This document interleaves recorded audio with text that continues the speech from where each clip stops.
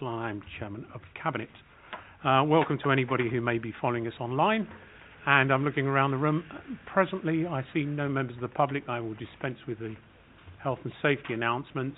I'm just joined by other councillors who are familiar with the area, so we can get straight into the business, other than to remind everybody about phones and other devices. Please keep them on silent. Agenda item 1, apologies for absence, please. Thank you. We have apologies from Councillor Goddard. Thank you very much. Item 2, any additional declarations of interest in matters before the meeting?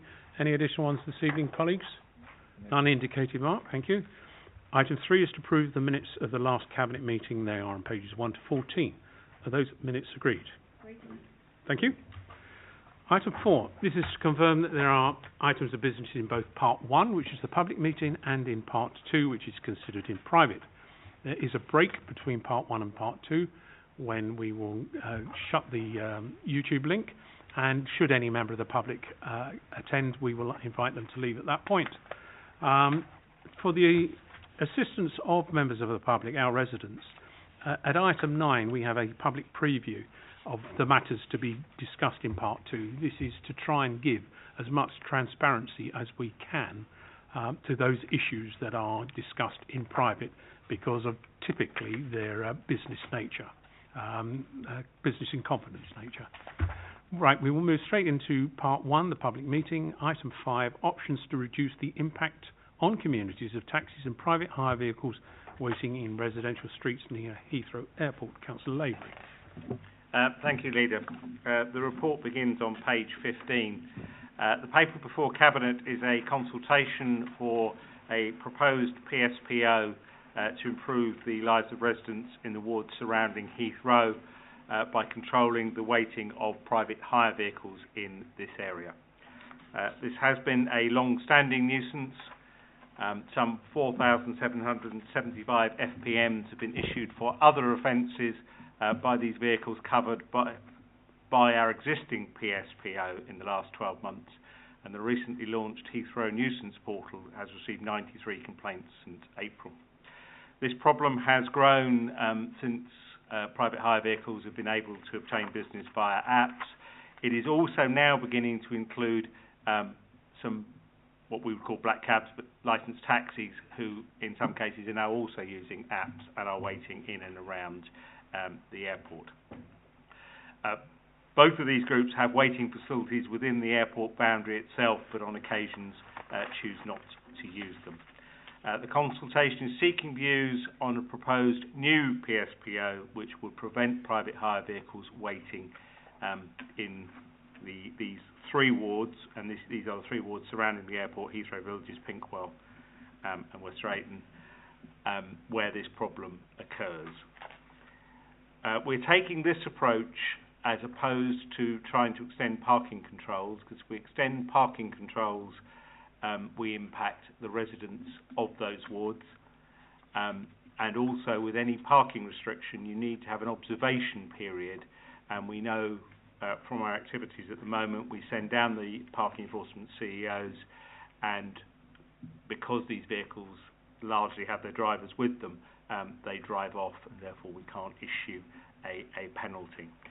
Page 27 details the proposed PSPO, which is that a person in charge of a motor vehicle being used as a taxi, private hire vehicle, chauffeur vehicle, or any other type of vehicle used for hire or reward purposes will be guilty of an offence if they park or wait within the restricted area described in the schedule below, unless the person in charge of the vehicle is collecting or dropping off passengers within that area, resides within the area, or their business is based in that area, and the offence has taken place adjacent to their business premises. The PSPO would require no observation period and can be enforced by camera. And again, I'm sure colleagues are aware, we are severely restricted in terms of which parking contraventions we can enforce by camera. We can enforce these by camera, either fixed cameras or mobile cameras, and the registered owner of the vehicle. the results of the consultation, and I would encourage all residents who are affected, and I would encourage ward councillors for those wards to please get your residents to respond to this consultation, because should we receive a challenge to what we're doing, as well as the evidence we've got already, evidence of responses to consultation will help us enormously. The results of this consultation will return to Cabinet in due course with a recommendation for us to proceed. In closing, I would like to thank Richard Webb, the Community Safety Director, for his hard work on this paper and for the solution that has been proposed to us. Thank you, Leader. Thank you very much. Councillor Labour, I particularly welcome this development. I know the impact that these vehicles are having on the residents, and I was only down in Heathrow the other day for a meeting, and the roads are very clearly congested by these vehicles waiting. As you say, with the drivers, it is not understood that we can't enforce them by camera. It's not understood that we have to have this observation period, and that is a vulnerability of the present national framework. By adopting this PSPO, we find our own solution, and we can bring this nuisance to an end. So I welcome this very much. Colleagues, the recommendation agreed. Agreed. Thank you. Agenda item 6, Carer Strategy Delivery Plan update. Councillor Palmer. Thank you, Leader. I'm pleased to be able to present this report highlighting the key developments in the delivery of the Carers Strategy Development Plan. The report before us also supports the delivery of the Joint Health and Wellbeing Strategy and the Better Care Fund Plan. It has also been discussed with members of the Health and Social Care Select Committee, and I thank them for their comments. Unpaid carers play a vital role within our community, looking after relatives, in many cases giving up their job to do so in this demanding, caring role. The 2021 census showed that there were 22,465 people who identified themselves as carers, and I am confident that that number has risen. The Carers Trust Register was established by the Carers Trust Hillingdon and is maintained by them. It's an entirely voluntary register. In March, I've missed a word out, I assume it's this year, 563 of Hillingdon's adult carers were sent a survey questionnaire with a 30% return rate.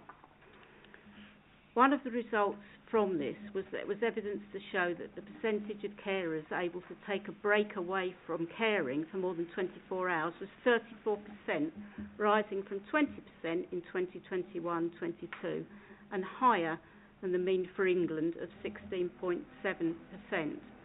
This explains that Hillingdon carers are better supported and compares very favourably elsewhere. I remind Cabinet that the main offer of support to young and adult carers is through the Carer Support Service contract between the Council and Carers Trust Hillingdon Ealing. To touch on some highlights, 2,596 short breaks were provided through carer cafes, arts, crafts, cultural activities.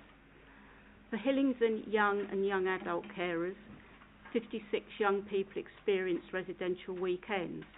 4 whole family trips were attended by 144 family members. 29 activity sessions were offered as part of a school holiday programme. 91 carers received psychological crisis counselling via Hillingdon Mind, and 207 carers received family support. CNWL and Hillingdon Mind have co-produced a new information pack with mental health carers. This provides them with the information to navigate statutory services and give them information on the voluntary sector support. Some other highlights that I'd like to mention are carer leads have been re-established in all 41 GP practices that are members of the Confederation. The Council achievements include 875 carers assessments, including 244 by the Carers Trust. During 2023-24, 4,789 carers were provided with respite or another care service. There was an increase in carers receiving direct payments in their own right to address all or part of assessed needs, rising from 170 to 204. Hillingdon Carers Partners of achievements have included carer benefits secured benefiting 233 Hillingdon families, and the figure is the largest amount since contract began. 106 adult carers have been supported with £8,440 8,440 hours of replacement care. This delivery plan demonstrates to Hillingdon the shared commitment to supporting residents and carers across the council, the North West London Integrated Care System and other partners, and the shared accountability to improve services for carers. Thank you, Leader.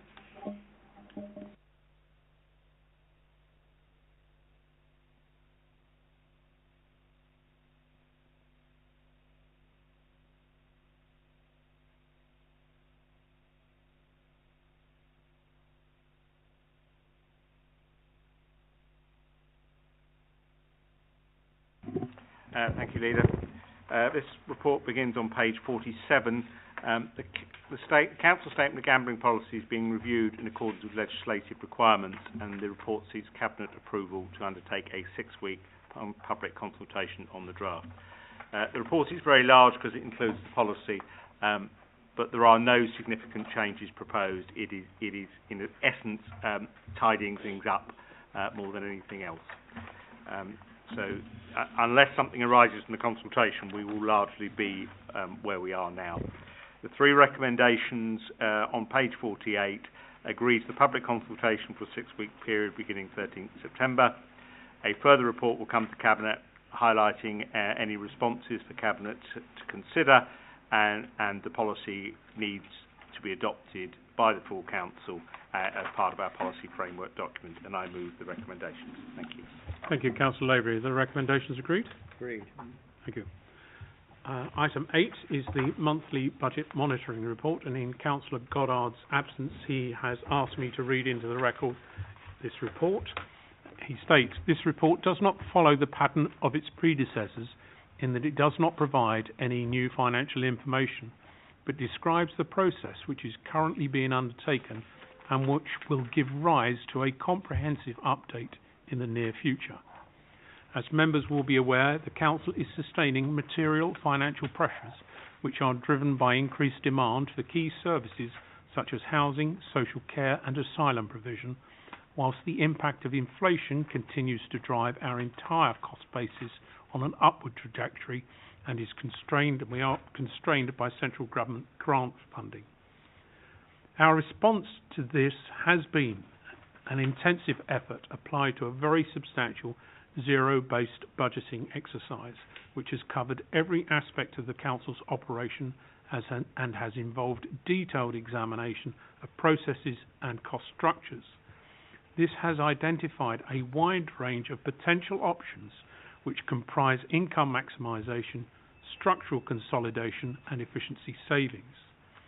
Our newly appointed Corporate Director of Finance is compiling and assessing these options in consultation with officers and members, and the results of this endeavour and their impact upon our financial position at the year end will be reported in October as part of the month 5 budget monitoring process. I therefore move recommendation 1 of the report set out on page 1 of the Pack B. Recommendation 2 is in part B of item B, to add to the confusion, and is set out on page 5 of that pack. This comprises 2 financially orientated recommendations, items A to B. Item A requests that the Cabinet note the enhanced financial support controls that have caused the need to vary supplier contracts and that interim arrangements are required pending the finalisation of those contracts. And item B advises the intention to enter into public consultation as to the potential revisions to the Council Tax Relief Scheme. I therefore move these recommendations. Colleagues, are the recommendations on Part A and Part B of item 8 agreed? Agreed. Thank you. Item 9 is the public preview of matters to be considered in Part 2, and as I said at the beginning, this is intended to give greater transparency to those matters that we will now consider in private. And I invite Mark to close the link, and for members of the public to please retire. Thank you.